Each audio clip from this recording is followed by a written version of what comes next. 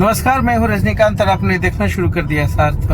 आज एक खबर है, अखबारों में पढ़ रहा था कि नालंदा के भग्नावशेष और राजगीर के शांति स्तूप की सुरक्षा का कमान जो है बीएसएफ को सौंप दिया गया है। अब बीएसएफ जो है इन दोनों जगहों की सुरक्षा अपने हाथों में लेगी और जो व्यवस्था होगा उसको सुचारू ढंग से जो है संचालित किया जाएगा।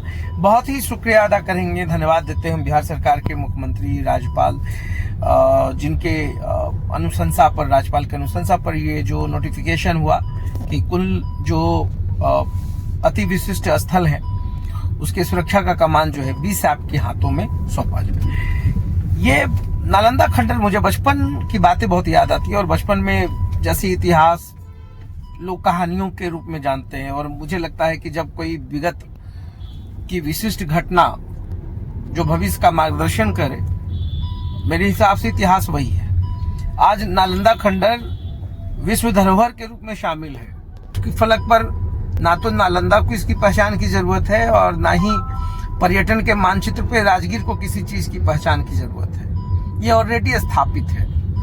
मुझे लगता है कि नालंदा खंडर के बारे में जब भी मैं बचपन की बातें होती हैं, जब आप खुद जाते हैं, पहले बचपन में जाते बड़ी जिज्ञासा के साथ सुनते थे गाइड्स को। यहाँ पर 1500 आचार्य होते थे तो 10,000 स्टूडेंट्स होते थे।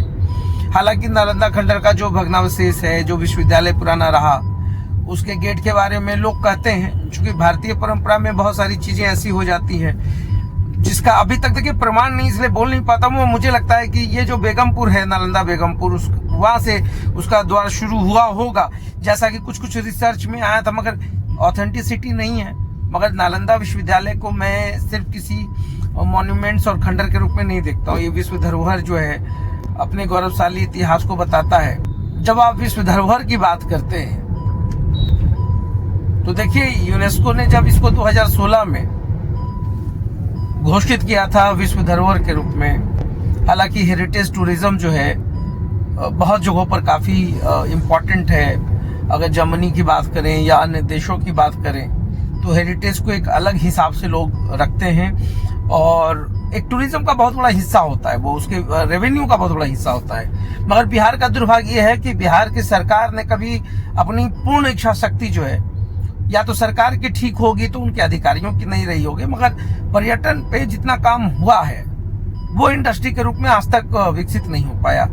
आज यूनेस्को ने अगर वर्ल्ड हेरिटेज के रूप में नालंदा खंडर को शामिल किया, भग्नावशेष को, आप ये बताइए ना कि आपके पास पूरे नालंदा में अगर एक छोटा सा शौचालय है क्या?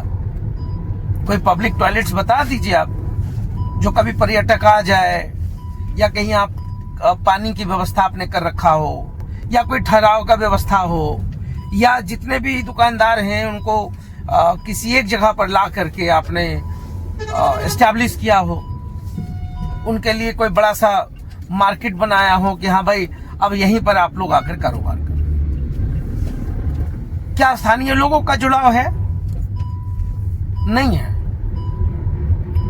पर्यटन की बात करते हैं ना, नालंदा कॉलेज जिसमें टूर एंड ट्रेवल मैनेजमेंट की पढ़ाई होती थी, एकलौता डिग्री कॉलेज था, आपने उसको भी बंद कर दिया। क्यों किया आप जाने। मगर आज अगर बच्चे सही ढंग से अगर उस डिग्री को लेकर के, उस नॉलेज को लेकर के नालंदा खंडर या पूरे नालंदा जिला में पर्यटन के रूप में, एक टूरिस्ट गाइड के रूप में अपने आप को एस्टैब्लिश करते, तो आज उनका आजीविका का साधन तो बेहतर हो ही सकता था। आज टूरिस्ट आते हैं, ऐसा नहीं कि नहीं आते, मगर रुकते नहीं। क्यों नहीं रुकते हैं? नालंदा मोड़ घुसने के बाद तो लोगों का धड़कन बढ़ जाता है, पता नहीं कौन बस वाला पीछे से आकर ठोक दे।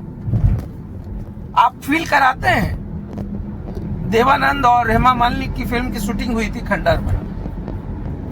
नालंदा रेलवे स्टेशन भी बगल में है, आप जाकर देखिए। वो हो सकता है देवानंद के समय इससे बेहतर रहा होगा। ये कुछ चीजें हैं, मुझे लगता है सरकार सुने समझे।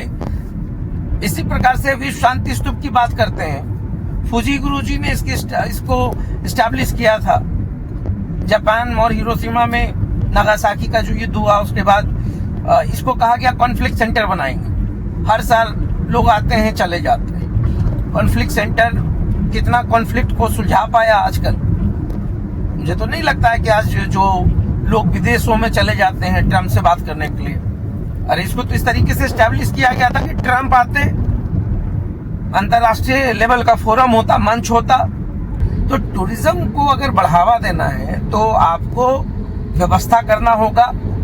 सुरक्षा के दृष्टिकोण से मुझे नहीं लगता है, अगर झूठ बोलने के लिए तो कुछ भी आप बोल दीजिए, मगर टूरिज्म के लिए टूरिस्ट पुलिस जो है उसका एक अलग जत्था होना चाहिए था, उसके अलग थाना होता, उसका अलग अपना सुरक्षा व्यवस्था होता, मगर ऐसा तो नहीं दिखता है।